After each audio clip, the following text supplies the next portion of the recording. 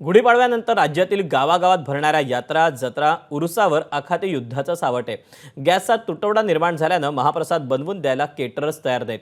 एकतर गॅस उपलब्ध करून द्या किंवा जळण किंवा कोळसा शेगडी उपलब्ध करून द्या अशी अट पिंपरी चिंचवडमधील केटरर्सनी घातली आहे।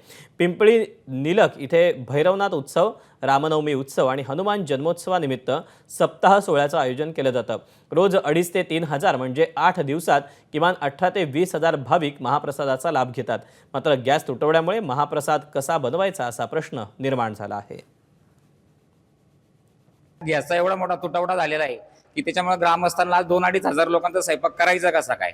की आचार्याचंही म्हणणं आलं की तुम्ही पहिलं गॅसची व्यवस्था करा तरच आम्ही जळण आणि कोळशाचं पण सांगत असतील पर्याय। जर आचार्याने आम्हाला सांगितलं की तुम्ही लाकडावरची ते कोळशाची शेगडी तयार करा, पण यासाठी आज एवढा मोठा प्रमाणात खर्च आहे की त्यासाठी स्वतःच आम्हाला ग्रामस्थांना मग त्यासाठी ते कोळशाच्या चुली आणि हे बनवायला लागेल। तर त्यासाठी तो खर्च उचलायला आज जमणार नाही एवढ्या ग्रामस्थांना। की ग्रामस्थांना आज विनंती केलेली आहे सप्ताह कमिटीला की तुम्ही नाही तर मग ते कोळशाची शेगड्या आणि हे उपलब्ध करून द्या आचार्यांनी सांगितलेले। तर दिलंच तर आम्ही 2-2.5 हजार लोकांचा महाप्रसाद तयार करू शकतो।